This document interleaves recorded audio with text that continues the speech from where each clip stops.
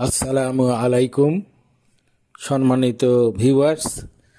আমাদের আজকের টপিকস হচ্ছে কোরআন শরীফে কালেমা, নামাজ, রোজা, হজ এবং জাকাতের উল্লেখ আছে কিনা সে বিষয়ে আলোচনা করা। আমরা জানি সূরা কাউসারে মুমিনদেরকে আল্লাহ বলেছেন, তোমরা নামাজ পড়ো এবং কোরবানি করো, অর্থাৎ কোরবানি ঈদে কোরবানি করো এবং শরীরপুর তাড়না থেকে মুক্ত হও। সূরা বাকারা অর্থাৎ কোরআন শরীফের সূরা ফাতিহার পরের সূরা দিকে আমরা খেয়াল করি, সেখানে দেখি যে সূরা বাকারার 1 আয়াত হতে 5 আয়াতের মধ্যে আল্লাহ বলেছেন, আলিফ লাম মিম, ইহা সেই কিতাব যাতে কোনো সন্দেহ নাই, মুত্তাকিদের পথ প্রদর্শক। যারা অর্থাৎ মুত্তাকিগণ গায়েবে বিশ্বাস করে, ঠিক মতো নামাজ পড়ে ও তাদেরকে যে রিজিক দিয়েছেন আল্লাহ পাক তা থেকে খরচ করে। আর যারা বিশ্বাস করে যা তোমাদের প্রতি অবতীর্ণ হয়েছে, অর্থাৎ এখানে কোরআন শরীফের কথা বলা হয়েছে, এবং তোমাদের পূর্বে যা অবতীর্ণ করেছি তার প্রতি, অর্থাৎ এখানে পূর্বে অন্যান্য নবী রসুলদের প্রতি যে কিতাব, আসমানি কিতাব নাজিল করা হয়েছে, তার প্রতি বিশ্বাসের কথা বলা হয়েছে।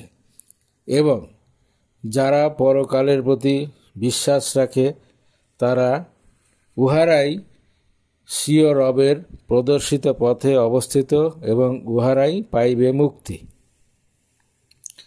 অর্থাৎ এই আয়াতগুলিতে মুত্তাকিদের সংজ্ঞা দেওয়া হয়েছে। তারাই মুত্তাকি যারা আল্লাহর প্রতি ঈমান এনেছে, ঠিকমতো নামাজ পড়ে, আল্লাহর দেয়া রিজিক হতে খরচ করে, কোরআন শরীফ সহ অন্যান্য আসমানি কিতাবের প্রতি বিশ্বাস রাখে এবং পরকালের প্রতি দৃঢ় বিশ্বাস রাখে। উহারাই সঠিক পথে আছে এবং উহারাই মুক্তি পাবে, অর্থাৎ জান্নাতে বা বেহেশতে যাবে। এখন আবার সূরা আসরে আল্লাহ বলেছেন, যারা আল্লাহর প্রতি ঈমান এনেছে, সৎকর্ম বা পুণ্যকর্ম করেছে এবং পরস্পরকে ন্যায়ের ও ধৈর্যের উপদেশ দেয়। আচ্ছা, এখানে গেল নামাজের কথা, পূর্ণ সৎকর্মের কথা এবং ঈমান আনার কথা চলে গেল।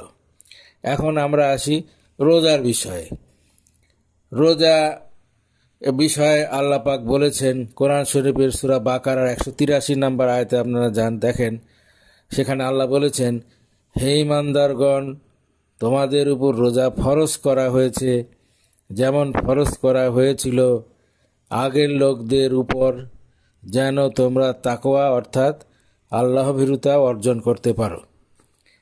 জাকাত সম্পর্কে আল্লাহ বলেছেন কোরআন শরীফের অনেক স্থানে, আকিমুস সালাত ওয়াতুজ জাকাত, অর্থাৎ তোমরা নামাজ কায়েম করো এবং জাকাত আদায় করো। হজ সম্পর্কে আল্লাহ তাআলা কোরআন শরীফের সূরা বাকারার 196 নম্বর আয়াতে বলেছেন,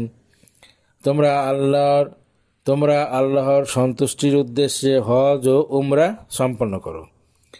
সূরা ইমরান আয়াত নাম্বার 97 আল্লাহ বলেছেন, মানুষের মধ্যে যার সেখানে যাওয়ার সামর্থ্য আছে, আল্লাহর উদ্দেশ্যে ওই গৃহের হজ করা তার অবশ্য কর্তব্য। ইসলামের 5টি রোকন বা খুঁটি, যথা কালেমা, নামাজ বা সালাত, সওম বা রোজা, হজ ও জাকাত। ঈমান আনার পরবর্তী কাজ হচ্ছে জামাতের সাথে 5 ওয়াক্ত নামাজ পড়া। কেননা আল্লাহ পাক কোরআন শরীফে বলেছেন, তোমরা রুকুকারীদের সঙ্গে রুকু করো।